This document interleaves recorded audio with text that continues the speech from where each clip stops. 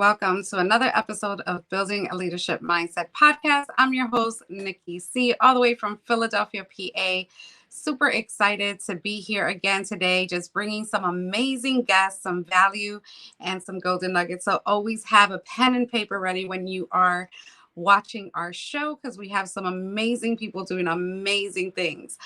So first, just want to let you know that this is brought to you by the Connected Leaders Academy, BALM Global, Breathe Capital Planning, Financial Roots Services, and the Author Millionaire Academy.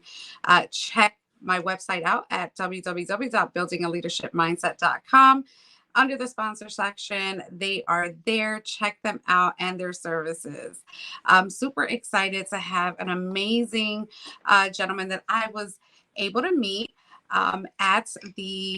through the BLN community that I am a part of. And he is none other than Aleem. He's a first generation immigrant from New York who currently lives in Washington, D.C. He is a founder of Limitless Living, an online education and coaching brand dedicated to helping young professionals overcome self-confidence issues, smash social anxiety, and improve their communication skills. Aleem defied the odds by earning an electrical engineering degree without acquiring any student debt. Wow. In addition to leading high-performing teams in the cloud software industry and achieving six-figure success in corporate America, he also passionately builds his online brand while staying committed to his fitness. But Aleem's journey wasn't without challenges. He himself has battled negative thoughts and limiting beliefs instilled in him during his childhood. Overcoming his social anxiety and fear of people became his greatest triumph. Now he shares his wisdom and life lessons to empower others and foster a community of confidence, positive change makers. I absolutely love this bio. Definitely my love language when we empower and use our mess or the things we've been through or our experiences to help someone else out. That's why I believe things happen to us, and we have to make sure that we are obedient in sharing that information to help someone. So without further ado, let's welcome Aleem. How are you? Nikki, what's going on? I'm so happy to be here. I've been looking forward to this all week. Yes, I am so happy for you to be on. I've been looking forward to this for quite some time since we connected, since we had like our first couple virtual coffees, and just checking in and just being on some masterminds together has been absolutely phenomenal. But we're here. We made it. We finally have you on. So welcome to the BALM family. You have been inaugurated today. I feel honored. Awesome. I'm super excited to dive right into this bio, because though we have communicated, there's still a lot of things that I don't know, and I want our audience to know who Aleem is. So you're a first generation immigrant. The challenges were there, negative thoughts. Tell us a little bit about where you're from. What was your childhood like, and what were some of those challenges? Yeah, absolutely. So just want to say thank you again for having me on. I'm looking forward to speaking to your audience, and hopefully if I can at least inspire one person, then I think I've done my job. So thank you again for the opportunity. Yeah, so in terms of where I'm from, my family is originally from Pakistan, and I was actually born in a country of Kuwait, which is a very tiny country in the Middle East. And I was born there, and we actually left the country when I was 2 years old because of, if you don't remember, like the whole Desert Storm, Gulf War situation that happened back in 1989, 1990. I was a young baby at that time. So that whole situation basically forced my family to flee the country. And from there, we found an opportunity to come to the United States, specifically in New York City, because I had some family already there at the time. So it just made sense to kind of, room up with them. And I was 2 years old when I came to this country. And so I got my start here very early. My parents were obviously, first generation immigrants, figuring out a lot of things. We didn't come with much. We literally came with one suitcase, and I had my older sister. My mom was pregnant with my younger brother, and it was my dad. And that was basically us coming to this country to make a new life here. And we moved into a neighborhood in New York City that's not necessarily the best of neighborhoods. People like to call it the hood in some terms, but it was a pretty rough neighborhood. It was a predominantly Hispanic and African American area. And so there were issues with crime and drugs, and it wasn't necessarily the safest place.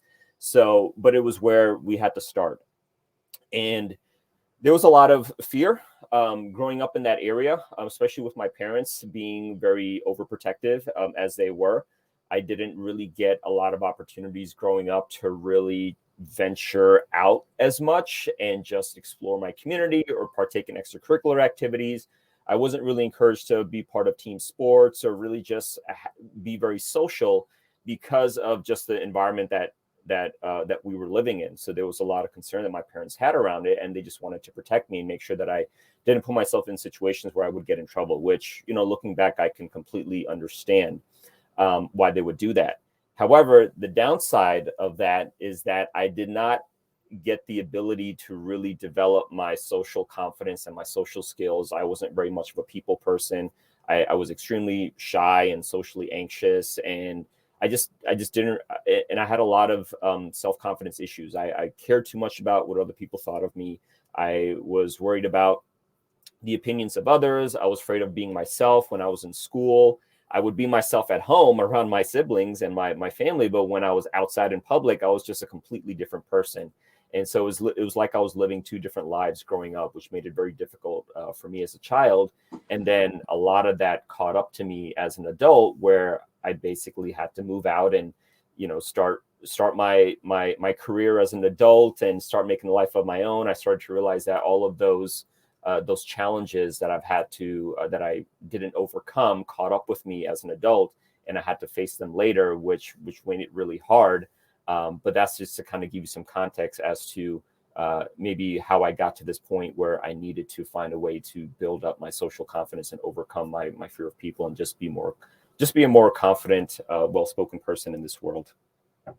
Wow. So that is a huge undertaking, because now as an adult, knowing the only thing right, is what we were taught. That's the only thing that we know, and we kind of usually take that into adulthood. Sometimes we don't know why, or we don't look for reasons why we react the way we do, or we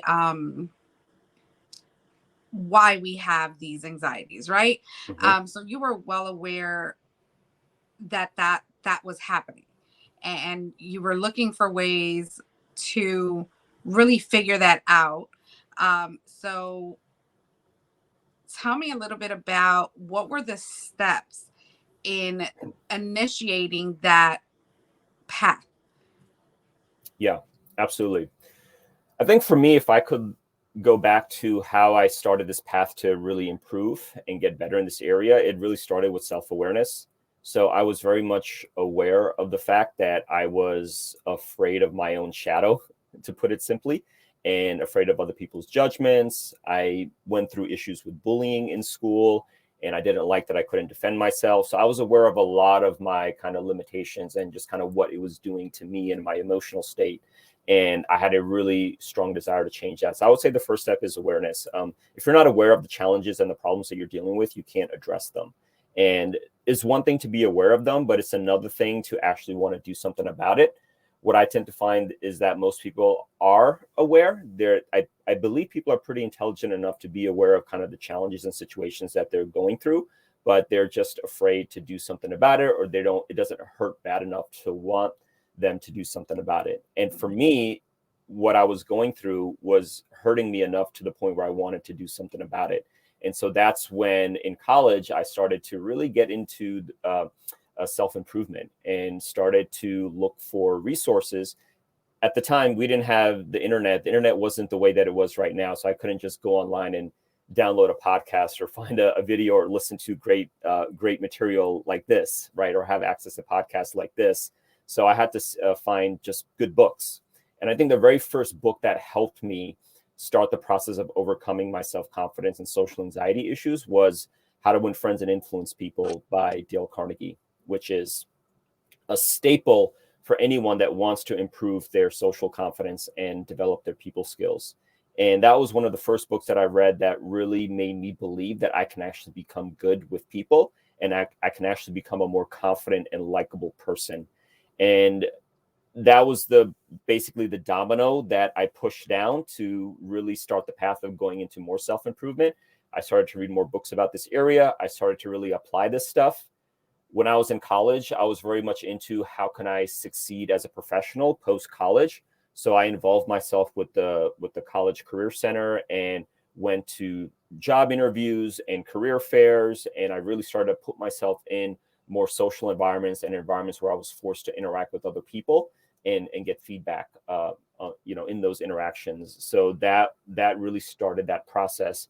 And then as an adult, when I graduated college and got into the working world, I started to seek out organizations that could help me develop more in this area, like Toastmasters, which is an organization dedicated to building leaders and helping improve people's public speaking and communication skills.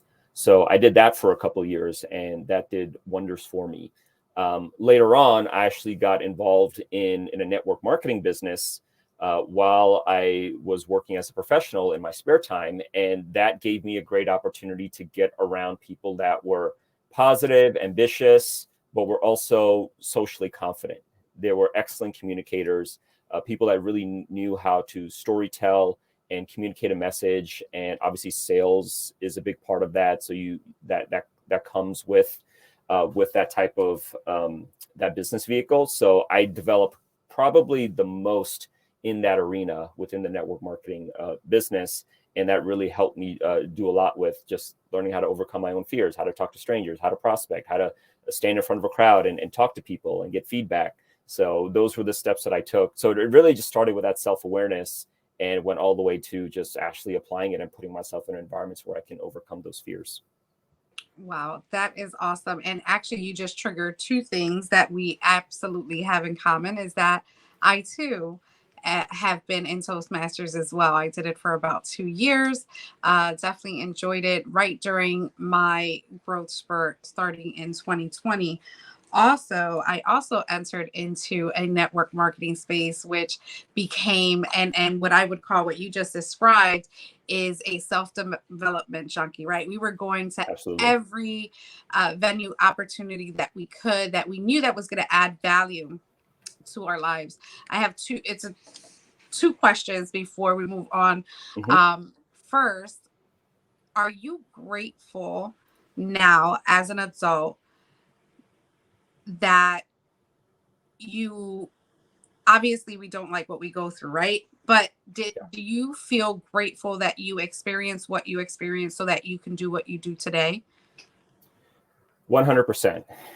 At the time, I the way that I would describe my growing pains, and this is very extreme, but it was like literally going through hell for me because there were moments where I struggled so much with, just approaching a stranger and striking up a conversation or going to a social or a networking event, by myself. I had so much anxiety. I had so much just kind of stress around that. What do I say? What they're going to think of me? I was planning out conversations in my head before I would even have them. I would have to cold call prospects, and I would literally spend like 30 minutes just picking up the phone with the phone in my hand, just trying to figure out what I was going to say to this person before I actually dialed their number. And then when I did dial their number, it went to voicemail. And then I will spend another 2 minutes, 3 minutes, just kind of re-recording the voicemail just to make sure it sounded right, just to kind of give you an idea of like how bad this was. And so at the time, yes, it was extremely difficult, extremely hard. But looking back at it, absolutely 100%, I'm glad I went through that hell, so to speak, because it made me a better person. And now that is, I consider overcoming those issues one of the biggest victories in my life. And when I look at other people that were my age at the time, and this really hits home for me because I do have family members that at my age have not overcome this. They still struggle in this area. And I see how much it's affecting them and it's hurting them. They're struggling with mental health issues. And I just look at that and think to myself, thank God that I was able to push myself to go through that hurt and that pain, because if I hadn't, then it would have been a lot worse. Wow. Yeah, definitely. So this How to Influence Friends has been a book that has actually come up within the last week, either on the podcast or in some of our mastermind groups. It's I actually have it on audio. Sorry, this is live TV and I had to cough, and I usually never do. So give me 1 second. Oh, And this good. is real life. So we're going to give them exactly what happens, right? I have some water here, so you're good. I'm with you on this one. I'm with you on this one. Thank you so much. So that book has been really on top of mind recently for a lot of people. Even if they read it, they're reading it again, because some of these books that we kind of adopt as our mantra, as our core values, because we believe that it's effective, right? And when we adopt these books, we kind of are able to direct how our thoughts are and are able to make decisions a little bit more clearer, because now we know. Now we've educated ourselves. We've read something that someone has been through and has definitely showed that it has been effective and it works. Yeah. Now, I know that you're a coach, I'm a coach. Do you have a coach? And how important is to have a coach and these books to be utilized as coaches when you don't have those funds just to start off with? Would you agree? Yeah, absolutely. Coaching is critical, and it's something that was really drilled into me during my experiences within network marketing. The power of having a coach and a mentor that you have a relationship with, that can understand your specific needs, situations, and challenges, and actually give you advice and solutions tailor made toward your specific situations, which you can't necessarily get that from watching a YouTube video or reading a book, because it's more general, broad advice. It's a great way to start, in my opinion, if funds are an issue and maybe you're not necessarily in a position where you can financially afford a coach. Getting started on a lot of these self-improvement resources that are largely free, like podcasts and books and audios and things like that, they're a great place to start, just to get a general understanding and a baseline, and it give you a place to go down. But I truly believe that in order to achieve the highest form of success, you have to have a coach. You take a look at some of the greatest athletes of our time: Michael Jordan, Kobe Bryant, Peyton Manning. They all had coaches. Tom Brady, like every single one of them had a coach.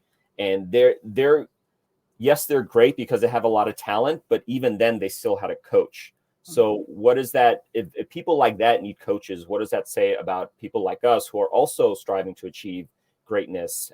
We need to take from that, and we need to apply that for ourselves as well. And so I think coaching is extremely important. I'm willing to spend money for a coach because I know that it can shorten the learning curve and make me avoid making unnecessary mistakes along my path of achieving my goals. So I'm completely in huge support of that. Yeah, you actually gave me chills when you said one of those statements about um, having a coach and how crucial it is to have it. I didn't know anything. I mean, I've always considered myself a coach to others as a corporate trainer and things like that, and motivating them and thinking that, I didn't think I knew it all, but I knew enough to start something. But then when I got into like the nitty gritty and kind of seeing how this entrepreneurship world works and all that good stuff, I was like, oh, wait, I need some assistance here. And it's okay. Like, it is okay. First, it was free webinars, just getting the core of the information. And, they're always kind of getting you at the end. And not everything is for us, and not everything is for us in the order we think it is as they come in, right? Maybe this is, when you're presented with an opportunity, maybe it's not that time. It can be later on. So coaching has different variables, different levels. And I love that it exists. I wish I knew about it 20 years ago. Then that would be a whole different story. Totally. but I'm loving that I had to go through some stuff as well in order to be where I'm at today. So I'm just absolutely loving this. We are going to take a break. We're going to come back after our sponsor announcements, and we're going to dive into a few more questions and then talk about what you have going on and how people could get a hold of you. Solid. Awesome. Awesome. We'll be right back.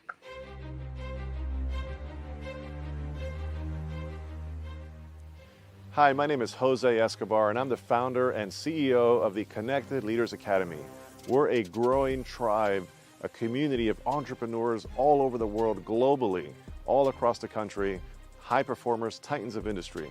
If you're an entrepreneur and you're looking to grow personally and professionally, scale your influence, develop your skill sets, move the needle in your business, more clients, more money, more profit, the bottom line, and of course, grow your circle and your network like never before, this is where you want to be. Join the Connected Leaders Academy today. We are scaling massively.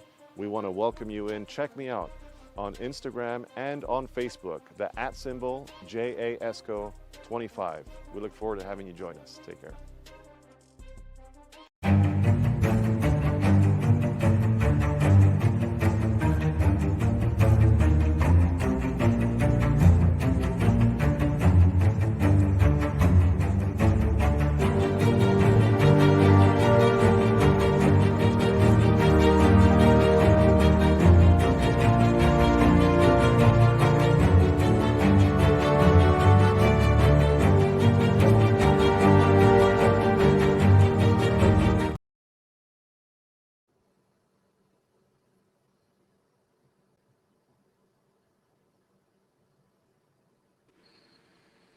Hello, hello, welcome back. I am not sure how that happened.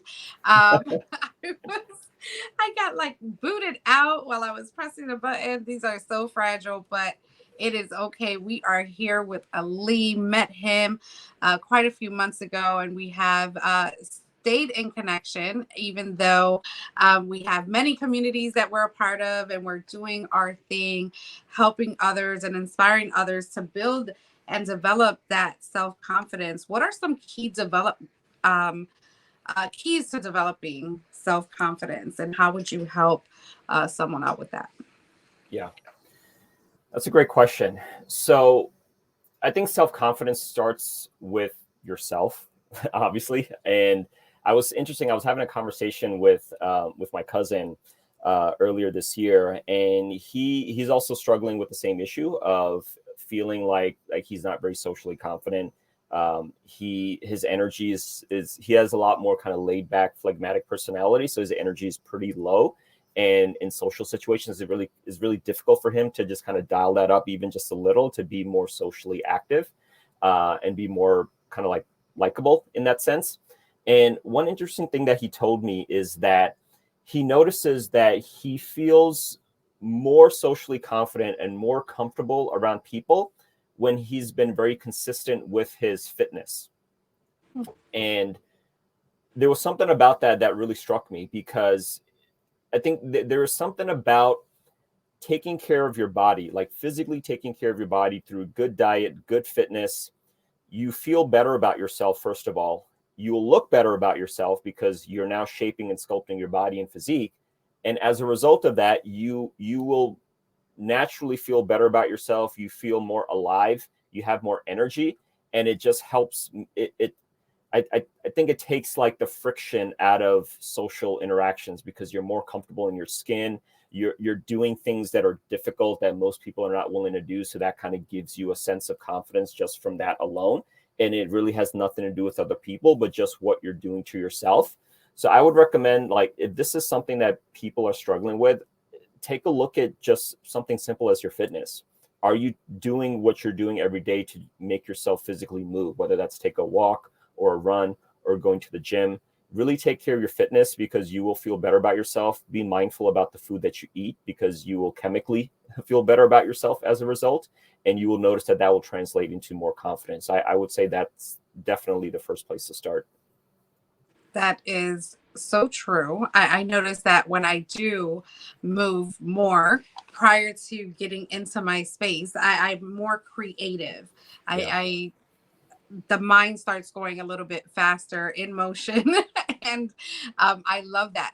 That's something like stacking something that you need to do with something that you love to do, Yeah. and marrying them together so that the whole process, and you kill two birds with one stone. So for instance, if the best time for you to do um, a podcast, like a voice podcast or something that you want to kind of put out there, do it while, if you love cooking, then do it during that time. Just kind of put a headset on, record yourself, and you just made dinner and you just did a podcast at the same time. What do you think about merging that together?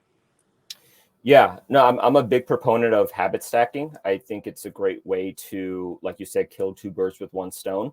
I think the most important caveat with habit stacking is that it's important to do a habit alongside of a habit that's more automated or subconscious to you. Like, for example, I drive a lot in my car, and I typically go more or less the same places on a week-to-week basis. So it's gotten to the point where it's a lot of it is subconscious. Obviously, I'm paying attention to the road. I'm paying attention to road signs and things like that. But it doesn't take so much of my mental attention that I can't really do anything else. So because of that, I'm able to listen to a podcast or listen to something positive or motivational while I'm driving, and pay more attention to that and pay more attention to the speakers of that podcast or audiobook while I'm driving, because the driving part is more or less subconscious and more automated, so I can focus more on the information that I'm consuming. So I think habit stacking is important. Just make sure that you're stacking a very conscious habit with a habit that doesn't require a lot of consciousness on your part. Yeah, that's great advice. That's a great catch as well, because it's not taking away from anything. It's actually adding that moment where you can kind of be in the moment and kind of be able to retain what you're listening to and be able to absorb that so that you can apply it later. What 100%. inspired you to start Limitless Living? First of all, I want to just let you know I absolutely love that word limitless. I actually created a logo and a t-shirt for that. And I haven't put it out there yet, but I would love to share it with you. Absolutely. I would love to see it. And actually, since you mentioned that, I actually did start Limitless Living as a clothing brand. In fact, this kind of emblem that you see on my shirt is the Limitless Living logo, at least the mini version of it. And so I had started as a clothing brand. So yeah, the story of how it started, it was an idea that was percolating in my mind. I think a lot of the experiences I've gained through the network marketing industry in terms of like the personal growth and self-development and how it transformed me as a person. Like, I wanted to share all the things that I've learned with more people, especially this huge transformation that I made with my self-confidence and overcoming my social anxiety. I wanted to share that with more people. So I wanted to parlay that into my own brand. And so I started Limitless Living initially as a clothing brand that was focused on self-improvement. But then I realized that this whole aspect of developing people skills and your self-confidence was extremely important for people to learn and understand, because it transformed my life for the better, and I'm sure it could transform other people's lives as well. So I started to really layering those topics underneath the brand of Limitless Living, and the brand evolved from being just a clothing brand to being more of this educational coaching brand that can help people in this area. And it was something that, again, it was a seed of an idea in my mind that I just kept thinking about, and I just couldn't stop thinking about it, to the point where I just realized, okay, I just need to run with this. And so I just started putting it to work, and I did start it early 2022, and it's been a ride ever since. That is awesome. Limitless. Life is truly limitless if you let it be, right? Yeah. And what does limitless mean to you? What is your definition of limitless? That's a great question. So to me, the first word that comes into mind alongside limitless is abundance. When you take a look at great people that have accomplished tremendous things, right? You obviously you have your examples like the Michael Jordans, the Kobes, the Jeff Bezos, Elon Musk. You see all these individuals and just the magnitude of things that they've been able to accomplish in a single lifespan. And it just makes you look at that and think, wow, there is way more out there to do. There's way more out there to accomplish than I ever thought. And then because of the internet and because of just how connected that we get so much exposure to so many other people that are literally living the life of their dreams, where we didn't really have that access or that visibility, 15, 20 years ago. So it really started to condition my mind to think, okay, there's so many people out there in this world that are accomplishing the life of their dreams. And yet every week, every month, every year, you're hearing stories about more and more people becoming millionaires, becoming billionaires, achieving financial freedom, doing the things that they want to do. And you can't help but see all that and think, why can't I have that for myself? Like, obviously, if all these people are doing it, there's more resources and there's more enough out there in the world for me to be able to do that for myself. So that just completely uncapped in my mind what is possible and made me really truly believe deep down in my heart that the world and the universe is a limitless place and that you can truly have anything you want if you really want it. Wow. Yep, absolutely. And now that we're talking about technology and having the internet and having this access to just so many things, right? How do you think, and this is like the hot topic right now, and that's AI. How do you think AI affects everyone's confidence and people skills? That is a brilliant question. And it's actually something I've been thinking so much about for the past couple of months, you wouldn't believe. So everyone has an opinion on AI. Everyone says, oh, it's the next best thing to, oh, it's going to steal our jobs and take over the world and destroy humanity. So there's a whole spectrum of opinions and predictions that people have. Based on what I've seen so far, and this is just based on my own understanding, and I won't say that I'm like the expert at AI, but I have used it to some degree, and I have seen other people talk about it. It's a tool, right? So it's a tool to help us accomplish the things that we want to accomplish faster, quicker, more productively, more efficiently. When it comes specifically to the topic of building self-confidence and people skills, I do have a strong concern about AI in that regard. What I find that AI is starting to do is starting to make people more reliant on robots and machines for a social outlet rather than actual human beings. And I can give you a couple of examples of that.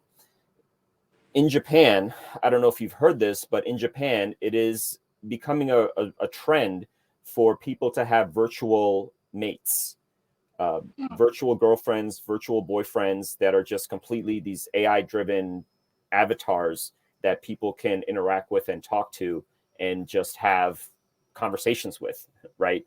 And you wonder, and in Japan, I mean, I don't know too much about the kind of like the social issues there, but they do seem to have like a higher rate of mental health and depression. And I think it's because of a lot of these things that are out there that are not allowing humans to really connect with other humans in that regard.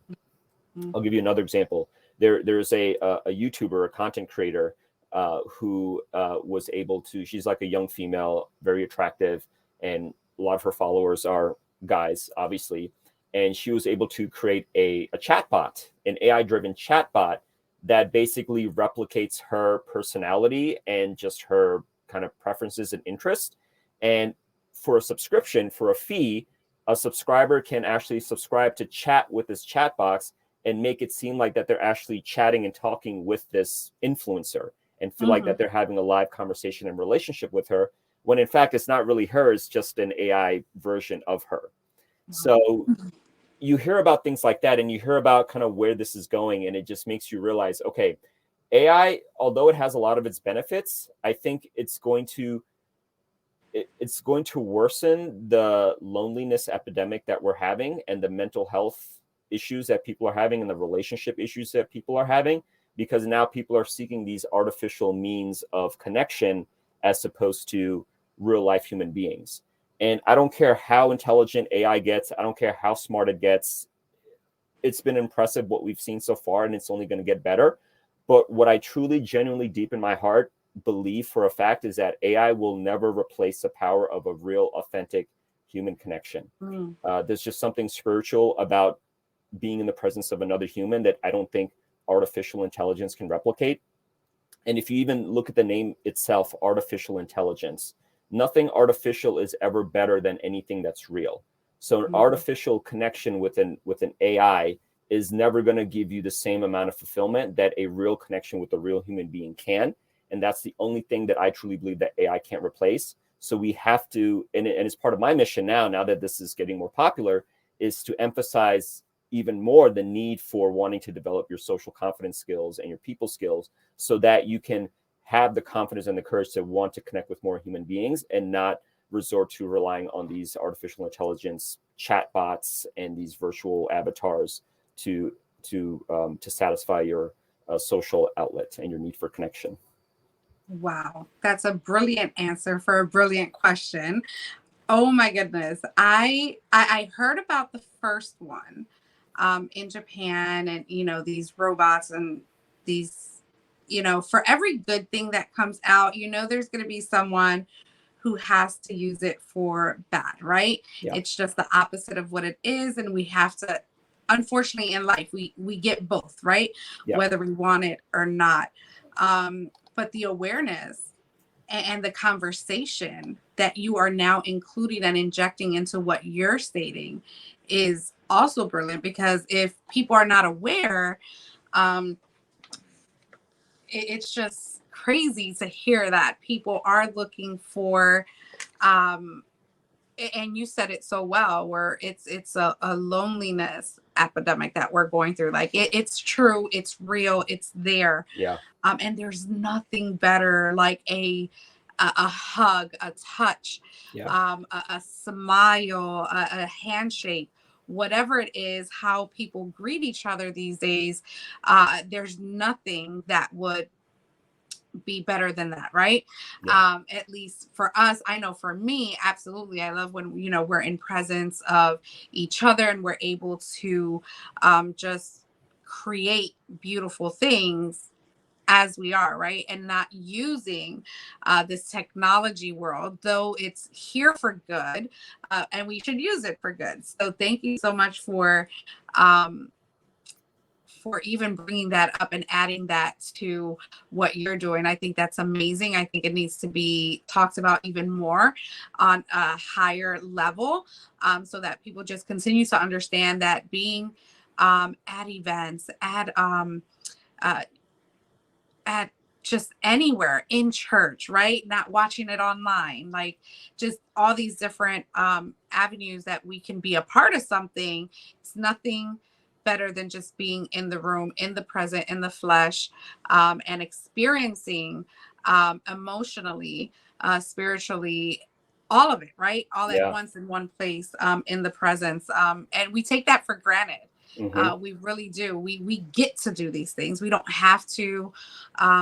We don't, these things are there for us. So I just want to thank you for chatting it up with me today. It has been absolutely amazing. We touched on some great, great topics. We'll definitely have you back on our week-long celebration when we hit 150, which we're well on our way. I'm not sure where we're at in the numbers now, but thank you again for being in community and stay connected. How can people get a hold of you? As a matter of fact, are you working on anything right now? Like, what's going on? Yeah, so I'm working on a couple things. I want to put together a guide, basically the top books that I have read that have helped me develop my people skills, and what are the practical things that I've taken from each book to actually apply into my own life to develop my self-confidence and people skills. So that's going to be coming out in the next month or so, and that will be free. That's something that you'll be available to download. If you want to just have access to that when it comes out, you can certainly follow me on Instagram at Limitless Living Co. I'm also on I have my website, limitlessliving.co, which is where you'll find a lot of my apparel and merchandise on there. And then I'm extremely active on Twitter. So please follow me on Twitter. That's at AFZALEEM. Hopefully you can share that in some notes somewhere, but I'm very active on Twitter. Reach out to me on any one of those platforms. I'm very responsive to people. I want to help people out. I'm doing free 30-minute consultation calls for anyone that needs help overcoming anything when it comes to self-confidence or social anxiety or communication skills, I'm happy to chat with you and explore solutions. I have nothing to sell you. I just really want to hear out your concerns and problems and help you out. And just be on the lookout. Some really big things are coming in terms of like coaching programs and support communities. So all of that stuff that you can find there through those channels that I recommended. And just wanted to make people aware of that. Awesome. Well, thank you so much for all of that. I definitely will have those contact information in the show notes. And I just want to give you the floor for one last minute because, Aleem, I can talk to you all day long. Just the knowledge that you have and the wisdom that you have and what you share is so vital to the topics that need to be spoken about today. But I'm going to give you the last minute or so. What do you want to leave our audience with as far as the importance of us walking through life with self-confidence and knowing that we are worthy of an abundant life that we were given? So tell us your thoughts on that. Yeah, absolutely. Wow. How many things I can say about this? I just want people to know that like you're not just the fact that you're alive is in and of itself purposeful. Like the fact that you're here on this earth means that you are meant to do something. You're meant to contribute on this earth. And you are, in my opinion, you will do humanity a disservice if you are not living up to your full potential and cultivating the gifts and talents that you have. Because I do believe everyone has gifts and talents. They may not have discovered it yet or not be aware of it yet, or maybe they are, but they are not focusing on cultivating it yet. But if you withhold yourself from contributing to society, that is the reason why you're not confident. That is the reason why you feel lonely. And if you want to change that, you have to involve yourself in the lives of other people. And you have to be confident in who you are as a person and your ability to contribute, because that will solve, I guarantee you, 99% of the problems that you're facing is if you actually commit yourself to the service of others. And anything that you can do to build up your confidence so you can do that more every day is 100% worthy of your time and investment. Wow, Aleem, thank you so much. That was perfectly said. There you have it, guys. That's Aleem. Connect with him on Twitter, Facebook, on his website, which we will have all that information for you. It has been an absolute pleasure to be able to host you today. You have been absolutely phenomenal, and I hope that we continue our journey in community as well. Yes. And thank you all for listening to another episode of Building a Leadership Mindset podcast. And we're going to just share this video of our Empower to Inspire event that we had back in May, which we are going on tour 2024. And this is the treat that you will have. And actually, our dates are coming out this evening, and we will have them posted on our pages. So if we're coming into your town, definitely connect with me. It's just a save the date.